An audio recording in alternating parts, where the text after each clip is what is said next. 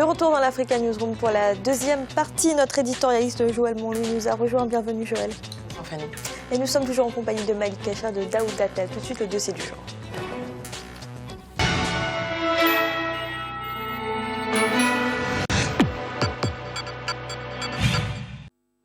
La gestion des déchets ménagers est un défi majeur pour les municipalités sénégalaises et notamment pour la capitale, Dakar. Elle rencontre d'importantes difficultés pour assumer correctement ce service. Une partie importante du territoire urbain reste en effet peu ou pas desservie par les dispositifs de collecte.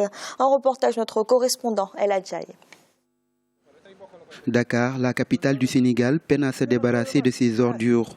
Le spectacle est parfois désolant. Des tas d'immondices jonchent les nombreuses artères de la ville. Colobane, Médina, Fass, Gueule Tapée, HLM Fass font partie des quartiers les plus concernés. Même certains quartiers résidentiels sont aussi touchés par le dépôt anarchique d'ordures. Pour une population de plus de 3 millions d'habitants, la capitale du Sénégal produit annuellement 450 000 tonnes d'ordures déversées à la décharge de Mbebes. La collecte et le ramassage incombent aux 1532 agents du nettoiement de l'entente Kadakar avec le concours des concessionnaires qui ont déployé près de 250 tasseuses pour cette mission de salubrité. Le tout pour un budget de 10 milliards de francs CFA décaissé chaque année par l'État pour rendre Dakar propre. Malgré les moyens alloués par l'État et les efforts consentis régulièrement par les travailleurs du nettoiement sur le théâtre de l'insalubrité, force est de constater que la capitale reste insalubre. La cause, c'est cette indiscipline que vous avez vue. Aujourd'hui, les gens, regardez cette démographie galopante que vous avez vue, ce problème de comportement. Le jour, presque, Dakar est invivable le jour. Parce qu'il y a une certaine frange de la population qui ne cesse de dégrader l'environnement. C'est elle qui dépose les ordures à tort et à travers. Regardez le phénomène des charretiers. On ne peut pas imaginer en pleine capitale une charrette qui traverse l'autoroute, qui déverse les ordures en plein jour, au vu, au su de tout le monde, sans pour autant que personne ne bronche. Donc je pense à ce niveau-là, les responsabilités sont partagées, que ce soit au niveau de l'État, que ce soit au niveau des populations, mais aussi que ce soit au niveau des techniciens de surface aussi que nous sommes. Il y a un problème de civisme, il y a un problème d'éducation. Il y a un problème de changement de mentalité et de comportement. Il faudrait que les citoyens de Dakar aient une grande perception de la gestion des ordures et s'impliquent dans cette gestion des ordures. Comme on le dit d'ailleurs en français, nettoyer c'est bien, mais ne pas salir c'est encore mieux.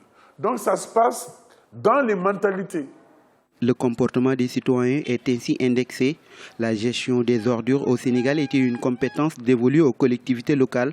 Des dispositions particulières sont prises par décret pour le transfert du programme de gestion des déchets solides à l'entente Kadakar et celui des déchets solides urbains au ministère de l'Environnement et de la Protection. Cependant, malgré les politiques de sensibilisation, le combat contre l'insalubrité est loin d'être remporté. Dakar en produit plus de 2400 tonnes par jour. Et il faut reconnaître que la quantité d'ordures que Dakar dégage me semble extrêmement importante. Et si nous ne mettons pas les conditions nécessaires pour assurer la collecte de ces ordures, nous aurons toujours des problèmes. Et l'un des problèmes les plus importants que nous avons dans cette collecte, c'est la collecte primaire. Parce que pour les camions, il est possible, selon un circuit bien tracé, de passer prendre les ordures. Mais la collecte primaire, c'est-à-dire au niveau du quartier, au niveau des rues, il faudrait que les citoyens de Dakar s'approprient leur cadre de vie. Les déchets plastiques dont la durée de vie est de 300 ans ne facilitent pas la tâche. Ils envahissent les quartiers et les villes et constituent une menace sérieuse pour l'écosystème. Pour éviter leur prolifération, les autorités sénégalaises ont pris la mesure d'interdire l'importation, la distribution et la commercialisation des sachets en plastique. La loi a été votée le 21 avril dernier et il ne reste plus que sa promulgation. Mais tous les sachets plastiques ne sont pas concernés par cette loi votée à l'Assemblée nationale. Le seul problème qu'on a, donc nous n'avons pas d'accord sur cette loi parce qu'il y a telle sorte de sacs plastiques qu'on a éliminés et laissé d'autres sacs plastiques. Et ça, ce n'est pas logique. Ce que nous voulons, c'est que l'État revoie la loi donc pour éliminer toutes sortes de sacs plastiques qui se trouvent actuellement au Sénégal. Parce qu'actuellement, les plastiques, ils ont détruire notre environnement. Et nous devons penser aussi à la génération future. La question de la gestion des ordures reste entière. Pour une meilleure prise en charge de ces déchets, l'Union de coordination de la gestion des déchets veut susciter un comportement éco-citoyen et éco-responsable chez les Sénégalais. L'idée est de leur montrer l'utilité de ces déchets. Aujourd'hui, les déchets ne doivent plus être appréhendés comme quelque chose qui n'est pas bon, que personne ne veut à ses côtés. Mais aujourd'hui, l'objectif c'est de transformer les déchets en ressources. Et les ressources, tout le monde veut avoir des ressources avec. Nous allons implanter des centres de tri, mais les centres de tri, c'est des usines qui font travailler 150 personnes provenant de la localité pour pouvoir trier et récupérer la matière valorisable et les revendre. Donc ça veut dire qu'aujourd'hui, l'objectif c'est que vraiment, que les déchets puissent être intégrés dans notre environnement de vie. À la différence de nombreux pays africains, le Sénégal ne transforme toujours pas ses déchets. Avec près de 13 millions d'habitants, le pays produit annuellement plus de 2 millions de tonnes de déchets. Ces déchets ne sont toujours pas recyclés et font partie du décor de certaines rues. Aujourd'hui, les autorités se projettent vers une loi d'orientation nationale pour une valorisation des déchets. Aujourd'hui, nous tâchons dans le cadre du programme de mettre à jour quand même le cadre législatif en promouvant d'abord une loi d'orientation. Parce qu'aujourd'hui, il faut quand même qu'on s'accorde sur une vision partagée, sur une stratégie commune. Donc là, avec la loi d'orientation, ça va permettre quand même de s'accorder sur les orientations majeures. Aussi, il y a tout le programme de développement des infrastructures. Parce qu'aujourd'hui, au Sénégal, il n'y a pas d'infrastructures aux normes. C'est que des dépôts sauvages, que des décharges sauvages. Raison pour laquelle l'État a déjà mobilisé avec la Banque islamique de développement un financement à hauteur de 17,5 milliards qui permet de créer des infrastructures, mais des infrastructures de nouvelle génération. En plus de ces 17,5 milliards de francs CFA financés par la Banque islamique de développement pour la mise en œuvre de la phase 1 du programme national de gestion des déchets, l'État compte mobiliser 170 milliards de francs CFA au cours des 7 prochaines années pour la gestion des ordures ménagères. Le Sénégal ne pourra jamais émerger dans la saleté. Les gens sont en train de nous parler Sénégal émergent à gauche, Sénégal émergent à droite. Et puis, il y a un phénomène aussi qu'il faut bannir. À la veille de chaque manifestation, ou bien quand le Sénégal doit organiser une manifestation de grande envergure, par exemple, je donne l'exemple de la francophonie. Vous avez vu cette synergie d'action autour de l'essentiel, tous les ministères se sont arc-boudés pour qu'il y ait une ville propre. Ils ont investi des milliards pour assurer la propreté de la capitale. Aujourd'hui, la francophonie est derrière nous. Regardez ces comportements que vous voyez. Les comportements n'ont pas changé. Et quand il a fallu organiser la francophonie, ils ont mis les moyens. Ils ont traqué, ils ont déguerpi, ils ont assaini, ils ont mis la ville dans un état respectable. Mais ces comportements que vous voyez aujourd'hui, on a l'impression que c'est un pilotage à vue qui est là. On ne gère que, on ne pérennise pas nos actions dans le temps et dans l'espace. Les gens, ils ne gèrent que l'actualité. L'actualité, c'est quoi? C'est des considérations politiciennes. Nous, on n'a pas besoin de ça. Nous avons une mission de santé et de service public. Notre mission consiste à nettoyer. Mais aussi pour nettoyer, il faut qu'il y ait un changement de comportement. Mais aussi, il faut que l'État prenne ses responsabilités. Il est de la responsabilité de l'État de sévir quand il y a certaines qui ne font que pour dégrader l'environnement. Le Sénégal, pays de la Teranga, par l'hospitalité légendaire de sa population, a cependant de grands efforts à faire en matière de propreté afin de rendre attrayante la destination Sénégal à l'image de certaines capitales de la sous-région. Plus de 1700 dépôts sauvages de déchets sont répertoriés dans le pays. La situation des dépôts sauvages constitue une problématique pour les collectivités locales qui ont en charge la salubrité de leur localité. Aujourd'hui, les autorités appellent la population à un changement de comportement. Nonobstant le potentiel économique des déchets, l'insalubrité constitue un véritable danger, surtout sanitaire, pour les populations, mais également un handicap pour les activités comme le tourisme. Le Sénégal, un pays propre, c'est aujourd'hui le credo du gouvernement. Pour ce faire, les acteurs ont mis en place le programme prioritaire de propreté pour la gestion des déchets solides afin d'appuyer les collectivités locales dans leur mission d'éradiquer les dépôts sauvages d'ordures. Daouda, ce problème des ordures ménagères à Dakar, on peut dire que c'est l'une des conséquences directes de l'urbanisation rapide et croissante de la ville? Oui, on peut l'expliquer en partie comme ça, mais je pense que si l'urbanisation avait été bien faite, de toute façon, il n'y aurait pas de problème, même si elle a été rapide. Tout dépend des plans d'assainissement qu'on a et des plans d'urbanisme, etc. Mais là, je pense que oui, effectivement, le problème, c'est plusieurs choses en même temps. Il y a le problème des comportements qui a été bien longuement décrié dans le reportage. Effectivement, c'est un élément. Faut éduquer la population à s'occuper de l'environnement, à éviter de jeter des déchets comme ça à tort et à travers. Ça, c'est une chose. Maintenant, pour que ça marche aussi, on parle beaucoup d'éducation à l'environnement, etc. Mais pour que ça marche, il faut aussi les moyens. Ce qu'il faut savoir, c'est que la gestion des déchets, notamment l'environnement, c'est une compétence transférée aux collectivités locales. Donc, étant donné que c'est la compétence des collectivités locales, c'est elles qui doivent s'occuper de l'organisation de la collecte, etc. Sauf que aujourd'hui, les collectivités locales n'ont pas les moyens, on leur transfère des compétences sans les moyens adaptés en tout cas, donc ça pose un problème parce que c'est un peu facile de dire à la personne écoutez, il faudra aller trouver, il faudra jeter votre sachet dans une poubelle. Hein. Sauf que quand là je vais parler en termes très concrets, accessibles à tout le monde, quand on marche et qu'on mange un sandwich et qu'on peut faire 1 kilomètre sans trouver une seule poubelle, à un moment donné, soit on en met 10 dans la poche ou alors on jette. Hein. Donc voilà, ça excuse pas, mais ça peut expliquer en tout cas. Donc ça, c'est un élément. L'autre élément aussi dont le reportage en a parlé, c'est les cadres institutionnels, effectivement, qu'il faut faire évoluer. Là, la problématique qui nous concerne particulièrement, c'est Dakar et sa région. Dakar a grossi en termes de taille, de population, etc.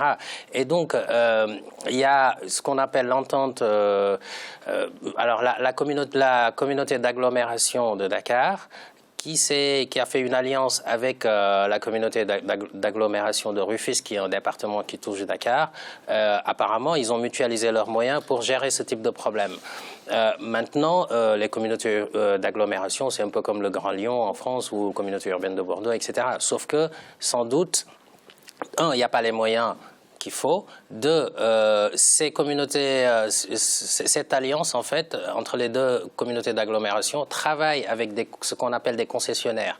Ces concessionnaires-là, c'est des entreprises qui sont payées par ces collectivités locales pour s'assurer du ramassage des déchets.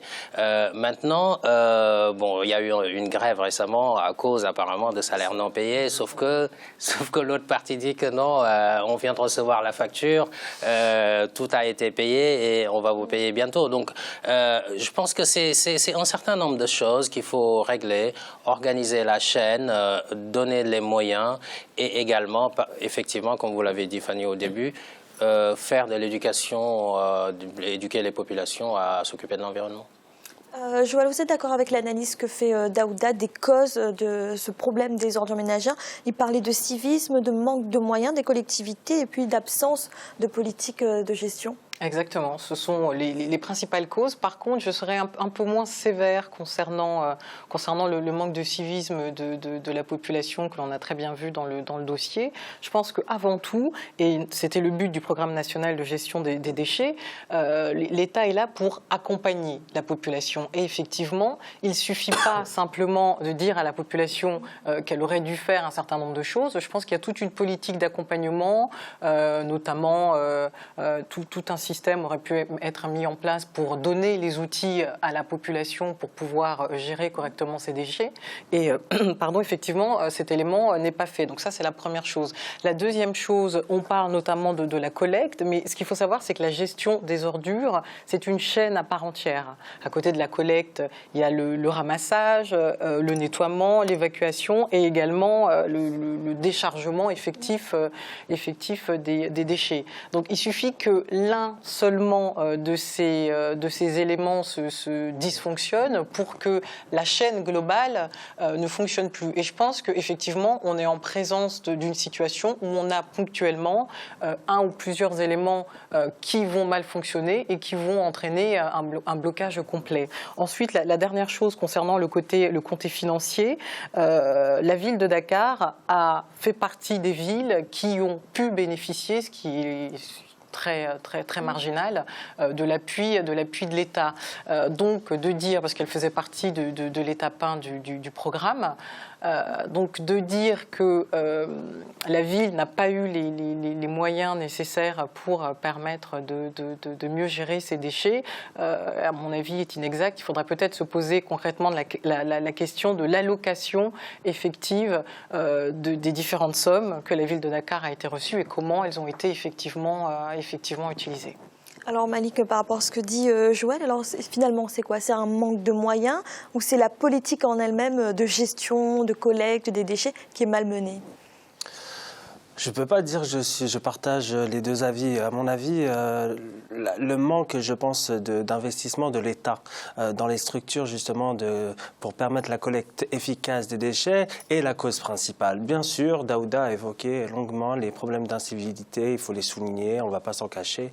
C'est, je pense, une mentalité qu'il faut changer. Hein. De nombreuses personnes, Daouda a raison, jettent leurs ordures n'importe où. Mais pourquoi? Il l'a souligné aussi parce qu'il n'y a pas les infrastructures. Je crois que c'était au début des années 2000, il y a eu une conférence des Nations Unies sur justement le problème des infrastructures, décidément, d'infrastructures, sur le problème de l'assainissement. 50% des Sénégalais qui vivent dans les aires urbaines n'ont pas accès à ces infrastructures-là. Donc là, il y a un problème qui se pose. Donc là, la responsabilité numéro 1, elle relève de l'État. Donc prioritairement, il faut, je pense, pas accuser, mais dénoncer ce problème de financement et d'investissement dans ce secteur-là. Daouda, alors sur quelle base peut-on fonder une politique, on va dire, communale, cohérente, efficace dans le domaine de la gestion des déchets? Oui, alors justement, ça fait une transition aussi pour revenir très rapidement sur la notion des moyens, parce que l'État donne les moyens aux collectivités locales. Effectivement, l'État n'a pas de manquement par rapport à ça, c'est clair. Sauf que ça reste toujours un problème de moyens. Pourquoi ? Parce que on sait très bien que les impôts locaux permettent notamment de faire face à ce type de problème, que ce soit taxe sur les ordures ménagères, etc. Or, là, on est dans des pays dont c'est difficile de collecter ce type de taxes, par exemple, hein, ce qu'on peut appeler, entre guillemets, la taxe d'habitation, par exemple, ici, ou des choses comme ça. Puisque l'urbanisation n'a pas été faite de façon convenable, donc les gens... Voilà, c'est... le problème initial. Exactement. Donc, tout à fait. Le problème, le manque de moyens n'est pas de la faute de l'État, forcément, mais du système, en fait.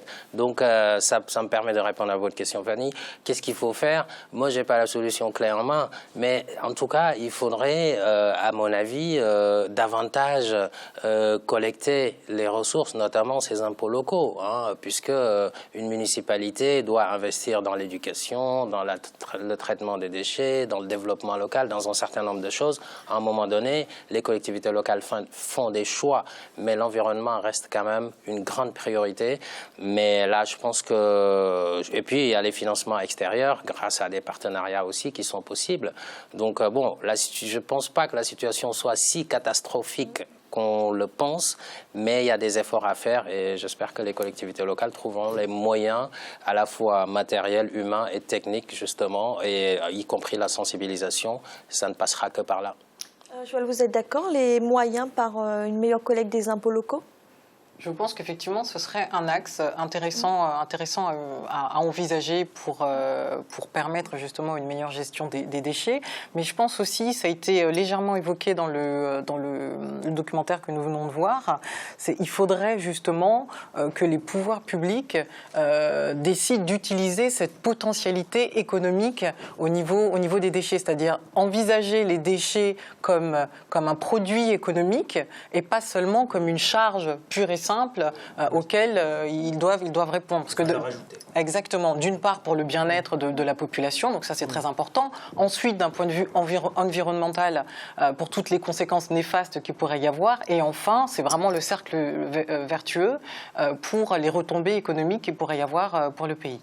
Merci. Et tout de suite, un rappel des titres qui ont été développés en début d'émission. En Guinée, le bras de fer entre l'opposition et le pouvoir continue. L'opposition guinéenne a toutefois annulé sa manifestation du 11 mai afin de donner une chance au dialogue. Le chef de file des opposants, Cellou Dalein Diallo, pourrait d'ailleurs rencontrer dans les prochains jours le président Alpha Condé.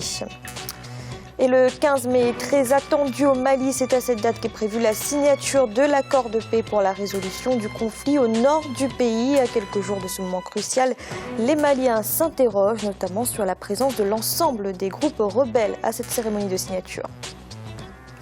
Nous allons marquer une nouvelle pause, à l'instant, la troisième partie de l'Africa Newsroom.